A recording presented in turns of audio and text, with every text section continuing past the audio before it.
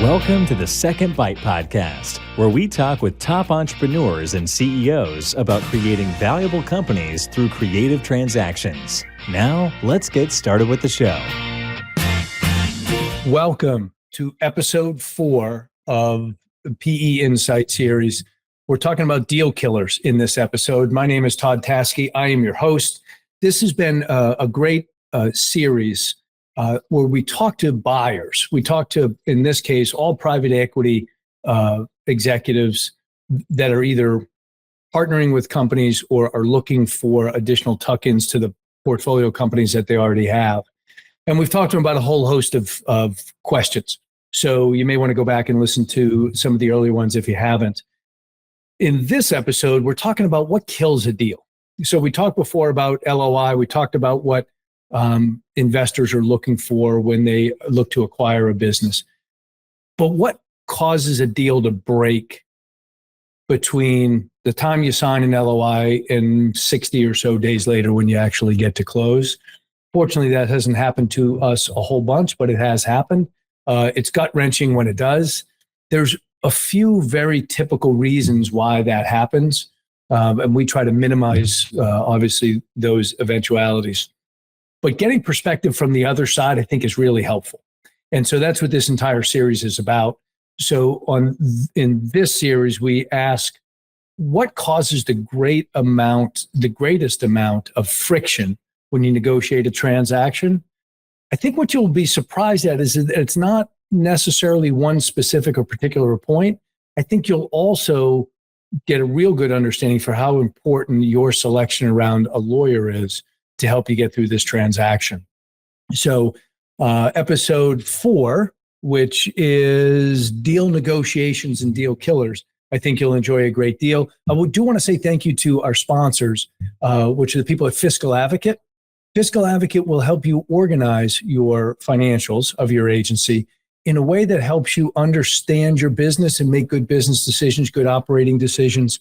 You can find Fiscal Advocate in the show notes. And I hope you enjoy this episode. John Findlay from Periscope. You've been doing this now for 10 years plus. In deal negotiations, from the private equity perspective, what do you think, what area of negotiation, now that we've signed an LOI, is most controversial or creates the most amount of friction in your experience? Yeah. I would break it out into 2 pieces.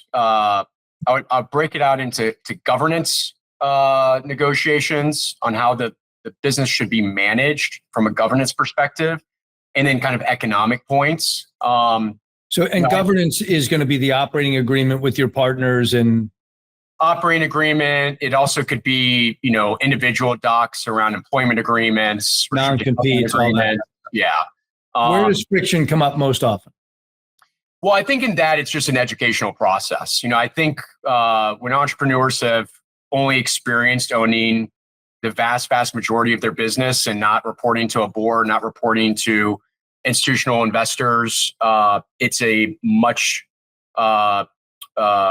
big change from what they've experienced and they have to become accustomed to it. And so often you'll see certain asks around how the business could be managed, whether it's around new hires, whether that's around M&A, preemptive rights, things of that nature. I think, in our experience, we always get that to where it needs to get for both sides. And again, I think I have always the greatest confidence in the world that that's going to get resolved when there's great counsel involved. And so that's what I mean by governance from an economic standpoint.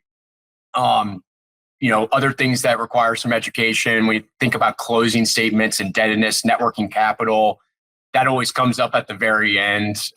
People really struggle with the concept of net working capital pegs. How's this calculated? I can't reconcile that with my numbers. This is coming from your QV. There's a lot of back and forth there. And, we try to really build that into our timeline to get that out as early as possible, so there's no delays in the closing because we realize that, sellers have to digest that and also get up to speed on what it means to them. I think second is if there's structure in a deal. which, PE investors use earnouts quite often. And, there's certain protections that come with that have to get negotiated. And so, we think we have a great track record of structuring earnouts. So it's a win-win for all parties when they get achieved. That's what we want. But that's what you're going to see in the LOI. It's in the purchase agreement where there's more specific provisions in there around how they're structured, how they're paid out, et cetera. And then I throw out specific indemnifications. That comes up when you unfortunately find something in due diligence, and the seller has to get comfortable with what that ask is. Can you give an example of that real quick? For example, is say you found a labor issue, a employee termination issue, and you think that there's risk for someone to find out about the sale and to come after the company for some kind of damages. You'd look for the ability to get it indemnified for that. And most of these things are still unlikely, but when they come up in due diligence, you obviously need to protect yourself because of two reasons. One is, if you're using rep and warranty insurance, if you find something, the insurance company is not going to cover that diligence finding. If you're not using rep and warranty insurance, then the traditional escrow amount, if you found this, is probably too small. And so you need to carve this out. Again, an education process to all that with sellers. And if they have good counsel, they'll get it quickly. But we really try to, it's never the intention to find that stuff, but it can come up with those indemnifications.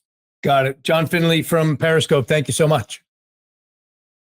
Bill Dyer from Boathouse Capital. I'd like to get your perspective on deal negotiations and really kind of the friction points and maybe what people can do to prepare for that. So, we've signed an LOI. We're moving into, we've gone through diligence, quality of earnings has been, completed. And now we get the purchase agreement. Are there common areas in that purchase agreement that always seems to be a difficult hump to get over?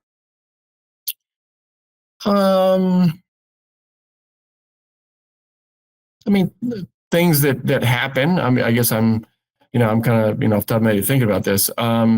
So occasionally there are disagreements or intractable discussions around reps and warranties. Where elaborate on what reps and warranties are, please. Sure.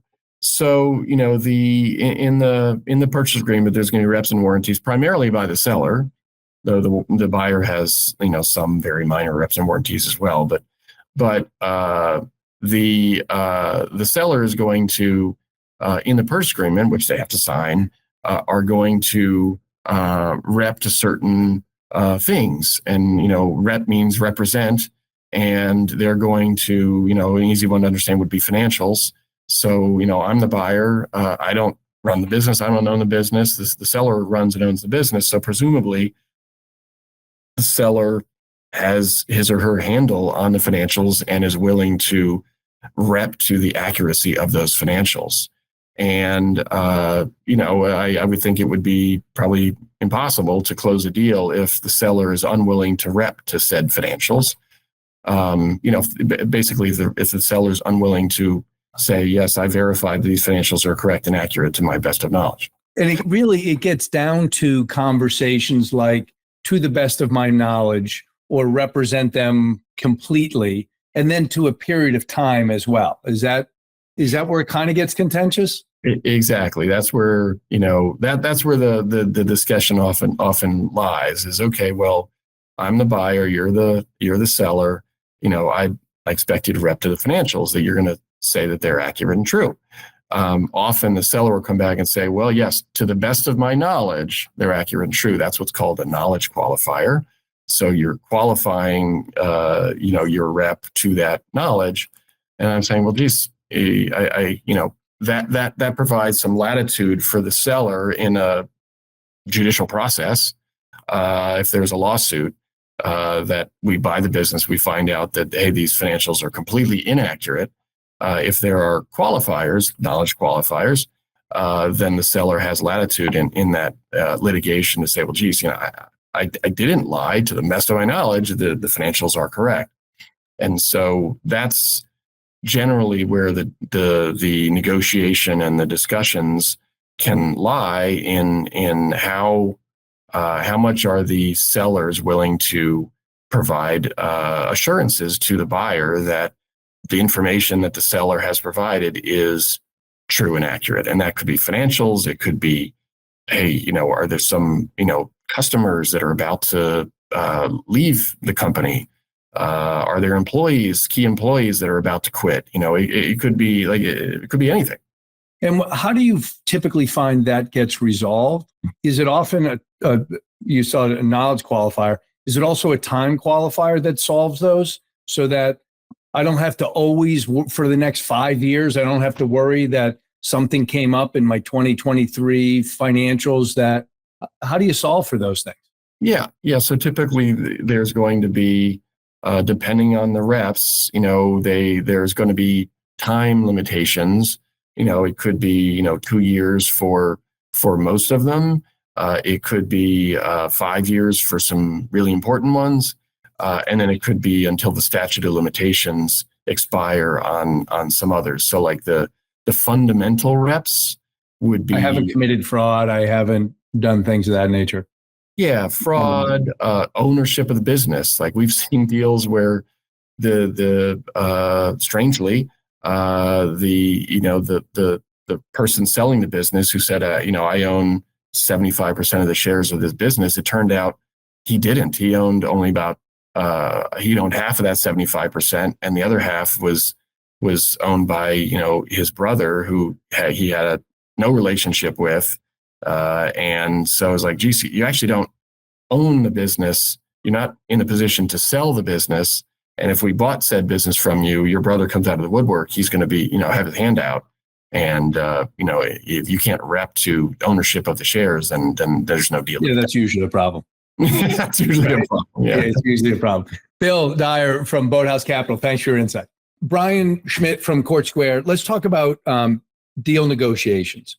And I know at Court Square, you guys spend a lot of time to get LOI right, but you still, an LOI is a 5-page document and a purchase agreement is a 70 or 80-page document.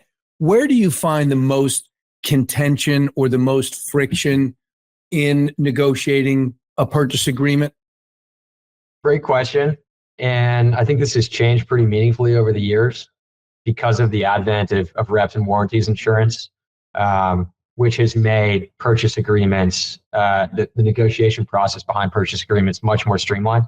For larger deals, that product itself has moved its way down market and continues to do so. But, can you just describe rep and warrant insurance? Yeah, effectively, it streamlines a lot of the things that you typically would have had to negotiate that are important, right? Between a buyer and a seller around representations and warranties that are made in the purchase agreement. So, expressing the fact that, yes, our financials are correct as an example, or yes, we're delivering the company to you with no liabilities, are just a couple examples of things that you would rep to, right? There's plenty of others. These types of terms used to be negotiated in pretty excruciating detail and slowed the ultimate ability. It took deals longer to get done because the purchase agreement negotiation period was taking longer. And what reps and warranties insurance now affords folks is if for some reason there's a error from the auditors in a business, and that's realized after a deal. It allows for a protection of the seller to still retain the amount of proceeds they had because this is insured under a reps and warranties policy. So it protects both the buyer in that circumstances because they're going to recuperate sometimes even a multiple of the purchase price, right? In that accounting error example, let's say EBITDA is off by $1 million because of an accounting error. If you pay 10 times for a business, that buyer is going to get a $10 million check from the insurance company, and the seller will not have to pay out any of the $10 million because it's being covered by the insurance company. So it's a really great mechanism to de-risk, certain terms for both sides. And you think that most of the contentious points then are shifted to that rep and warrant coverage, and therefore, is there anything that you find you bump into most often outside of rep and warrant? Yeah, look, I think because of reps and warranties, it's really the main negotiation points are really around price and structure, and again, that rears its head in a couple different ways. But I want to make the point that a headline number that's offered to a seller can mean very different things depending on how a deal is structured. So Sure. the old saying, right, in the deal business is, you can name the price if I can name the terms of the deal, and so that's first and foremost incredibly important, right? And the secondary things that are negotiated that in and around price are typically things like net working capital targets and things like definition of debt, which aren't always well understood by a seller at the outset of the transaction. Great feedback, Brian Schmidt. Thank you so much. Josh Bilmes from Oceans Equity. Let's talk about deal negotiations. Last time we talked about investment committee, and before that, LOIs. What do you find now that you're going through the purchase agreement? Are there areas of the agreement that seem to always cause the most amount of friction? And then secondly, how important is the seller's legal counsel in the overall transaction success? Yeah, I'll start with that one first, if okay with you. Seller's counsel is critical. All too often, I think, it's certainly at the lower end of the market, smaller businesses, we find family members or real estate attorneys or et cetera, who want to be helpful and they want to get involved. But really, M&A, the legal M&A environment is a little bit different, right? It's its own language. It's got its own set of rules. And so finding someone who's really an attorney who's really trained in M&A, and that's almost all they do, will be hugely beneficial to the process and enhance the odds of successful closing because they understand what's market, right? If there's two differing viewpoints and there's a spread, they'll say, here's the range of outcomes, which is acceptable versus too lopsided one way or the other. And so when you have two attorneys who are both really well trained in M&A on the buyer side and the seller side who come together, it's very rare that you can't meet resolution. It's also, yeah, and it's common, I find, since we both know the parameters, if we can now say on a all hands call, here's 6 items that have parameters to them. We're prepared to give on some, if you're prepared to give on some, and that's where people find common ground, as opposed to, I think what you're referencing, somebody that maybe doesn't have that experience and can't establish those guardrails. Yeah, and it's not to say, I don't mean to imply is that other practices of law are they're just fundamentally different than M&A. It's a different language, they have different set of standards, and they focus on different other common issues that they face day to day. And so you really just want someone who's familiar with, the common issues that you encounter in M&A. And usually when that happens, to your point, when everybody comes together and say, here's the short list of issues, you're going to find an overlap. And when you find the overlap, then you can move forward. To go back to your question on where do things fall apart in a purchase agreement, purchase agreement's only half the battle, and it's most important when a seller is selling 100%. But the other half of the battle is the operating agreement, which basically is the terms of how are we going to operate this. And so both documents are critical. To answer your question on the purchase agreement, I think you see a lot of arguments over reps and warranties, which is basically the seller saying, "Hey, we're representing that we're selling you a business with all of these sort of characteristics, these traits." And so sometimes you can argue over what exactly it is you want the seller to represent to, and they're uncomfortable because they're like, "Well, I just don't know." So it's impossible to know everything, all these things. So it's more about I don't know what I don't know, and that creates fear, and that can say, I don't want to take these risks that I'm going to have sale proceeds claw back later. At Oceans Equity, we try to use a rep and warranty insurance policy, which is fancy M&A speak for an insurance policy that says, look, we're going to do our best on due diligence. Together, buyer and seller will chip in and purchase an insurance policy product. And the seller doesn't have to worry about any kind of risk post-closing because perhaps they weren't aware that they misrepresented something, unintentionally. The other side of it is the operating agreement, which in partnership transactions is critical. And we're typically focusing on backing ambitious leaders and founders who say, hey, I want to grow my company. I want to go make acquisitions. I want to add new business lines. The terms of how that partnership works and how the board is established and what the approval processes are and et cetera, that stuff is really important too. And so being eyes wide open that if you're selling a control stake in your business, and you're de-risking by taking dollars out as a seller, then you're going to give up some rights or some control and you're bringing on a partner. So choosing your partner wisely is very critical as a seller when you're entering into a transaction where you intend to stay in the seat, continue to run the business. So the operating agreement is where you need to put great care as well, but nothing beats getting to know your partner and making sure that you're aligned on a vision of where you're headed.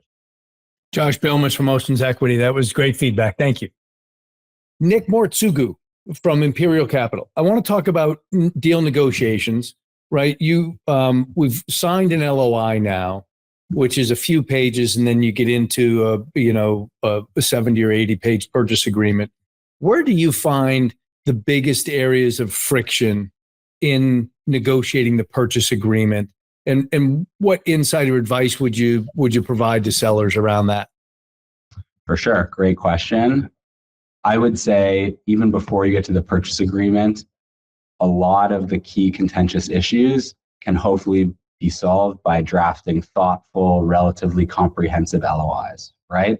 And so we often have this philosophy here of there's certain sections that we would rather not be silent on in the LOI because that they'll come up down the line in the purchase agreement. So to the extent you can include it up front as you're negotiating the LOI, that can often save you a lot of time and money down the line when you get to negotiate. And what would those areas be? So for me, I think there are key elements. So one of the most contentious, consistent areas is if there's any sort of contingent consideration as part of a transaction. So if there's an earnout, right? How is the earnout going to be structured? What are some of the definitions that would flow into that earnout?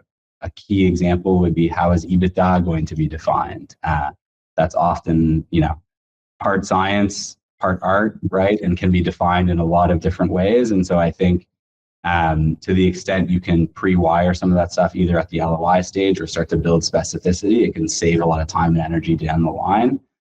I think another piece that we often run into is equity rollover terms, right? So we try to include in a lot of our LOIs, hey, what are the terms around the equity rollover piece of this business? What happens if you quit? What happens if you're let go? Some of those different scenarios and factors.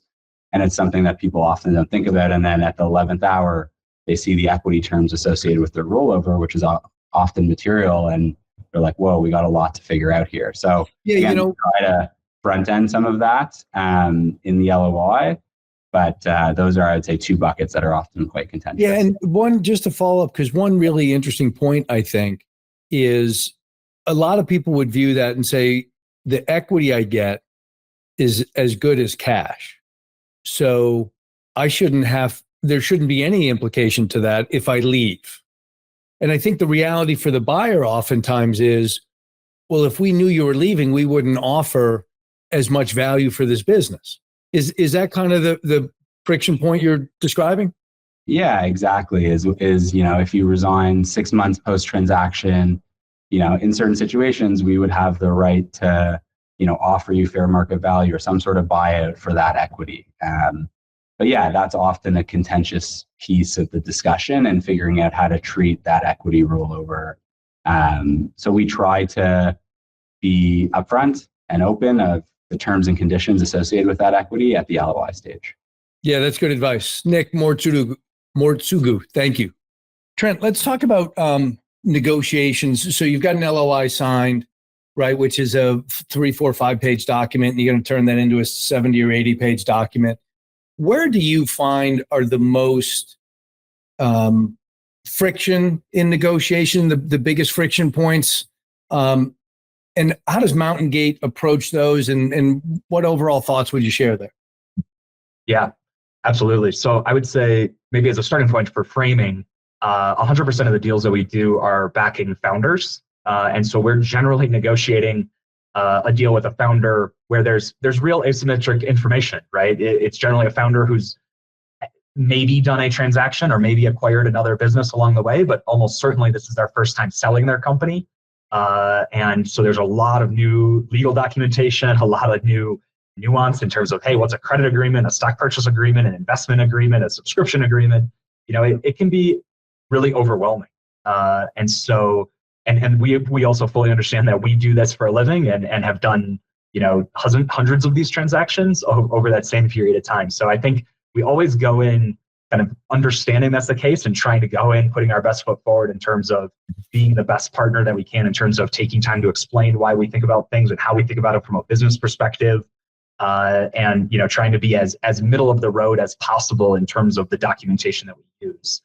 In terms of answering your question, I'd say there's honestly no one specific area of a purchase agreement that we generally find is more contentious or leads to more challenges than not.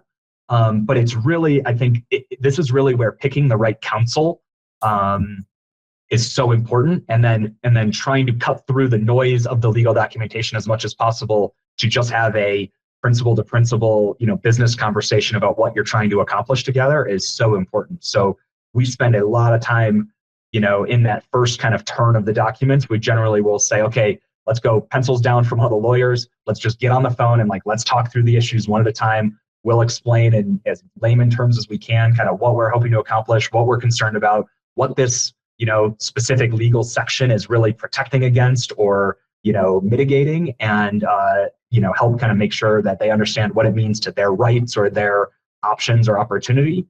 In this case, that's really where, we spend a lot of time and effort pushing our counsel that works with us. And we have some amazing counsel partners who do a great job with this, but really pushing them to say, hey guys, I don't care about setting precedents for a market. We are really focused on, getting to a good deal where we are protected in the ways that we need to be, but we want a fair deal for both sides. Let's go with kind of the most moderate, middle of the road stance that we can on things as we pursue.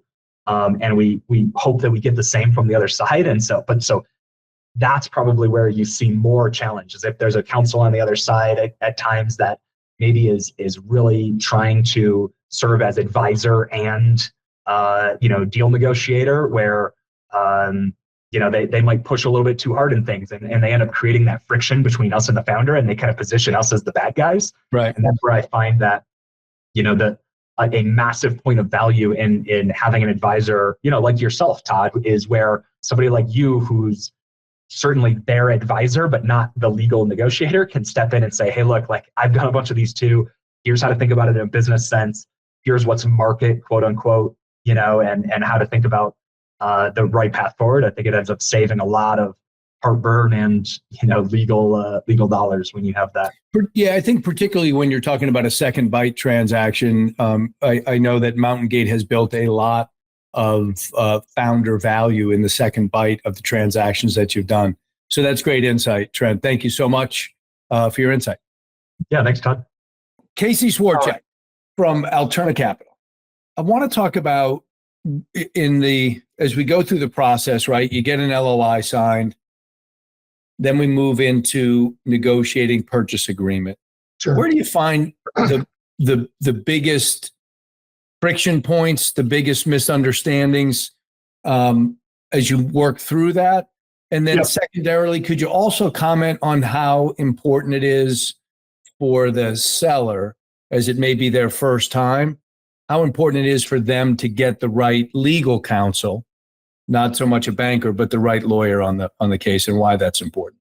Yeah, I think it's critical early on to the biggest thing we see trip up deals is the sort of over negotiating back and forth of sort of the minutia of deals. It adds time. It adds sometimes unnecessary complexity, and more often than not, you have an agency factor sometimes where entrepreneurs will have either inexperienced counsel or counsel they don't ultimately know that well, don't have a lot of experience with, that take a lot of legal license, I'll say, in transactions, where they start moving away from the spirit of the negotiations and the business points of the deal and adding components to back and forth that just don't need to be there. And again, all that. And I'm sorry to interrupt. Is there sure. a way for the entrepreneur, again, going through this the first time and hearing from their lawyer that, hey, I'm trying to protect your interest? Is there a way for them to identify when Absolutely. we're slipping into the minutia?